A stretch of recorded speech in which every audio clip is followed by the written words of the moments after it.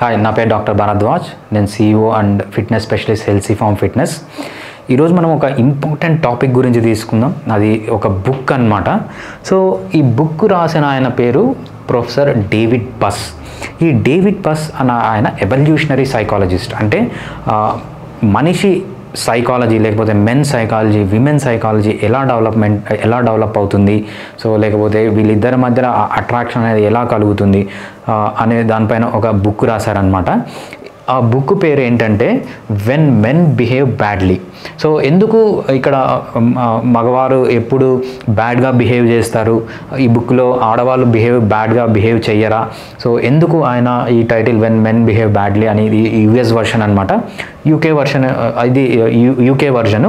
US వర్షన్లో ఏంటంటే why men behave badly. Same బుకే కొంచెం టైటిల్ చేంజ్ చేసి కొన్ని రెగ్యులేటరీ అథారిటీస్ వల్ల టైటిల్ చేంజ్ చేసి పెట్టారనమాట. యూఎస్లో సేమ్ బుక్ని వై మెన్ బిహేవ్ బ్యాడ్లీ, అదేవిధంగా యూకేలో అయితే వెన్ మెన్ బిహేవ్ బ్యాడ్లీ అని ఈ బుక్ రిలీజ్ అయిందనమాట. ఈ బుక్ చాలా సైంటిఫిక్ బుక్. ఈ బుక్లో ఏముంటుందంటే అసలు ఒక ఆడవాళ్ళకి మగవాళ్ళకి మధ్యలో కాన్ఫ్లిక్ట్ అనేది ఎందుకు వస్తుంది, సో ఎందుకు ఒక మగవాళ్ళు అనేది షార్ట్ సెక్షువల్ యాక్సెస్ కోసం చూస్తుంటారు, ఆడవాళ్ళు అనేది లాంగ్ టర్మ్ రిలేషన్షిప్ కోసం. ఇది ఒక ఎగ్జాంపుల్ అనమాట. సో ఎందుకు ఇలా జరుగుతుందని ఫ్రమ్ సైంటిఫిక్ పర్స్పెక్టివ్ అనమాట. ఈయన ఫిలాసఫర్ కాదు, ఈయన ఒక సైంటిస్ట్. సో చాలా ఎక్స్పెరిమెంట్లు చేసి, లేకపోతే ఫీల్డ్ ఎక్స్పెరిమెంట్స్ చేసి ఈయన ఒక బుక్ రాశారనమాట. దాన్నే వెన్ మెన్ బిహేవ్ బ్యాడ్లీ అంటాను. సో ఈ మెన్ బిహేవ్ బ్యాడ్లీలో ఇక్కడ చూసినప్పుడు the hidden roots of sexual deception, sexual harassment and sexual assault. So అంటే సెక్షువల్ డిసెప్షన్ అంటే ఏంటి, సెక్షువల్ హరాస్మెంట్ అంటే ఏంటి, సెక్షువల్ అసాల్ట్ అంటే ఏంటి. సో మగవాళ్ళకి ఆడవాళ్ళకి మధ్య ఎప్పుడు కాన్ఫ్లిక్ట్ ఉంటుంది అనమాట, సెక్షువల్ కాన్ఫ్లిక్ట్ ఉంటుంది అనమాట. ఆ కాన్ఫ్లిక్ట్లో అంటే లోయెస్ట్ స్టేజ్ ఆఫ్ ది కాన్ఫ్లిక్ట్ని మనము డిసెప్షన్ అంటాం అనమాట. సో మీడియం టైప్ ఆఫ్ కాన్ఫ్లిక్ట్స్ని మనము హెరాస్మెంట్ అంటాం అనమాట. So highest degree of sexual కాన్ఫ్లిక్ట్ని మనము అసాల్ట్ అంటాం అనమాట. నార్మల్గా డిసెప్షన్ అంటే ఏంటంటే సెక్షువల్ యాక్సెస్ కోసము మెన్ కానీ విమెన్ కానీ అబద్ధాలు చెప్పడము, లేకపోతే మ్యానిపులేట్ చేయడము, లేకపోతే సెక్షువల్ యాక్సెస్ కోసము ఇంకేదైనా చేయడము, దీన్నంతా మనము డిసెప్షన్ అంటాం అనమాట. ఈ డిసెప్షన్ అనేది both men and women so ఈక్వల్గా చేస్తారు డిసెప్షన్ అనేది. నెక్స్ట్ వచ్చి హరాస్మెంట్ అనమాట. సెక్షువల్ హరాస్మెంట్ అంటే ఏంటంటే ఫాల్స్ కామెంట్స్ పాస్ చేయడము, వర్బల్గా వాళ్ళని సెక్షువల్గా అబ్యూజ్ చేయడము. అదేవిధంగా ఇంకోటి మెయిన్గా ఏంటంటే స్టాకింగ్. సో వాళ్ళ వెనకాల పడ్డము. మనం చాలా సినిమాల్లో చూస్తూ ఉంటాం అనమాట. హీరోయిన్కి ఇష్టం లేకపోయినా వాళ్ళ వెనకాల పడ్డము, సో వాళ్ళు ఎక్కడ పోతే అక్కడ ఫాలో కావడము, ఇన్స్టాగ్రామ్లో ఫాలో కావడము, ఇవన్నీ చేయడాన్ని ఏమంటారంటే స్టాకింగ్ అంటారనమాట. సో ఈ స్టాకింగ్ అనేది మెన్ సివియర్ అంటే మోర్ ఫిజికల్ స్టాకింగ్ చేస్తారు, విమెన్ మోర్ సైకలాజికల్ స్టాకింగ్ చేస్తారనమాట. సో ఇక్కడికి వచ్చేటప్పటికి డిసెప్షన్ నుంచి మనం నెక్స్ట్ గ్రేడ్ హెరాస్మెంట్కి వచ్చేటప్పటికి ఎక్కువ మెన్ హెరాస్ చేస్తుంటారు. మనం మామూలుగా స్టాకింగ్ అనేది ఎక్కువ మెన్ నుంచే చూస్తూ ఉంటాం అనమాట. విమెన్ కూడా చేస్తారు, బట్ అంత వాయిలెంట్గా కానీ అలా చేయరు అనమాట. సో దీన్ని హెరాస్మెంట్ అంటారు.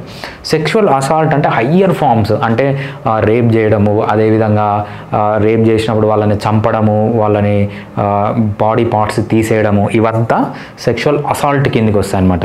సో మనము ఈ lower forms of sexual deception నుంచి హయ్యర్ ఫార్మ్స్ ఆఫ్ అసాల్ట్కి వచ్చేటప్పటికి మోర్ మెన్ చేస్తారనమాట. అందుకేంటంటే ఈ బుక్కి వెన్ మెన్ బిహేవ్ బ్యాడ్లీ అని పెట్టడానికి రీజన్ ఏంటంటే హయ్యర్ ఫార్మ్స్ ఆఫ్ అంటే హయ్యర్ డిగ్రీస్ ఆఫ్ సెక్షువల్ అసాల్ట్లో మెన్ ఎక్కువ ఇన్వాల్వ్ అయి ఉంటారు కాబట్టి ఆ పేరు దీనికి వచ్చింది.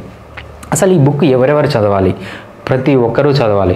ఒక ఫాదర్ కానీ, మదర్ కానీ, సిస్టర్ కానీ, చైల్డ్ కానీ, పిల్లలు కానీ, బాయ్ కానీ, గర్ల్ కానీ ప్రతి ఒక్కరూ చదవాలి. ఎందుకంటే అసలు మన బాడీలో, మన బ్రెయిన్లో ఆపోజిట్ జెండర్ని చూసినప్పుడు మనకి ఏం జరుగుతుంది, సో ఎందుకు అలా జరుగుతుందని మీరు తెలుసుకుంటే సో దాన్ని ఎలా జరగకుండా ఉండాలనేది ఎలా జరగకుండా ఉండాలి, ఎలా కంట్రోల్ చేయాలని మనం తెలుసుకోవచ్చు అనమాట.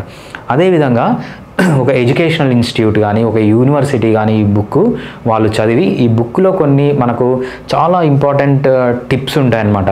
సో యూనివర్సిటీ క్యాంపసెస్లో కానీ లేకపోతే ఏదన్నా ఒక కార్పొరేట్ కంపెనీస్లో కానీ లేకపోతే ఎక్కడైతే మెన్ విమెన్ కలిసి వర్క్ చేస్తుంటారో కలిసి ఉంటారో, అంటే కలిసి లేని ప్లేస్ అంటూ లేదు, అందుకు ప్రతి ఒక్క ప్లేస్లో ఇది యూజ్ అవుతుంది అనమాట. అంటే ఈయన టిప్స్ ఇస్తారు. సో కంట్రోల్ చేయాలంటే ఎలా, సో మనము ఎప్పుడైనా ఏదన్నా ఒక ఇన్సిడెంట్స్ జరిగినప్పుడు ఏంటంటే ప్రపంచం మొత్తము లేకపోతే ఇండియా మొత్తము రాజకీయ నాయకులు లేకపోతే సంఘ సంస్కర్తలు వీళ్ళందరూ వచ్చి డిబేట్లు పెట్టుకొని వెళ్ళిపోతారు అనమాట. ఎవ్వరు దాన్ని ఎలా ఆపాలనేది ఒక సైంటిఫిక్గా ఆలోచించరు.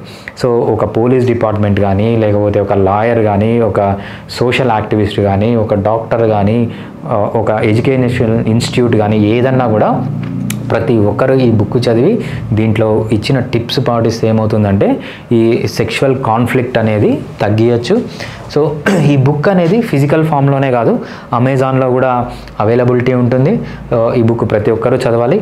అవే కాకుండా ఈయన చాలా వేరే బుక్స్ కూడా రాశారనమాట. అంటే డామినెంట్ హైరార్కీ గురించి లేకపోతే చాలా అదర్ బుక్స్ కూడా ఉన్నాయి. ఈయన పేరు ఏంటంటే ప్రొఫెసర్ డేవిడ్ బస్.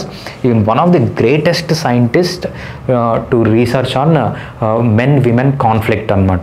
సో ఈయననే డేవిడ్ బస్. ప్రతి ఒక్కరూ ఈయన ట్విట్టర్ లింక్ ఫాలో కండి. సో ఈయన వీడియోస్ లేకపోతే ఈయన రాసిన పేపర్స్ అంటే మనకు పబ్మెడ్లో కానీ లేకపోతే గూగుల్ స్కాలర్లో కానీ చాలా పేపర్స్ ఉన్నాయి. ఆ పేపర్స్ అన్నీ చదవండి. అదేవిధంగా ఈయనకి అఫిషియల్ వెబ్సైట్స్ అన్నీ ఉన్నాయి, ఆ వెబ్సైట్స్ చూడండి. ఎస్పెషల్లీ ఆయన బాగా యాక్టివ్గా ఎక్స్లో ఉంటారు. ఎక్స్లో ప్రతి ఒక్కరు కంపల్సరీ అతన్ని ఫాలో కండి. సో ఈయన ఏంటంటే one of the greatest scientist on men women relationships అనమాట. ఈయన చెప్పింది ఫిలాసఫీ కాదు, ఈయన ప్రతి ఒక్కటి ఒక థియరీ ఏదన్నా ఉంటే దాన్ని ల్యాబ్లోకి తీసుకెళ్ళి దాన్ని ప్రూవ్ చేసి లేకపోతే దాన్ని డిసప్రూవ్ చేసి రాసిన బుక్ అనమాట వెన్ మెన్ బిహేవ్ బ్యాడ్లీ. ప్రతి ఒక్కరూ వాళ్ళ లైఫ్లో ఎంత త్వరగా వీలైతే అంత త్వరగా చదవాల్సిన అవసరం ఉంది. అదేవిధంగా ఇది మనకు అమెజాన్లో కూడా దొరుకుతుంది. అమెజాన్లో అంటే ఆడిబుల్లో దొరుకుతుంది. మీరు ఆడిబుల్లో ఎప్పుడన్నా కార్లో వెళ్ళేటప్పుడు అది ఆన్ చేసేసి వెళ్తూ ఉండొచ్చు అనమాట. ఒక 3 to 6 to 7 hours ఉంటుంది బుక్ అది.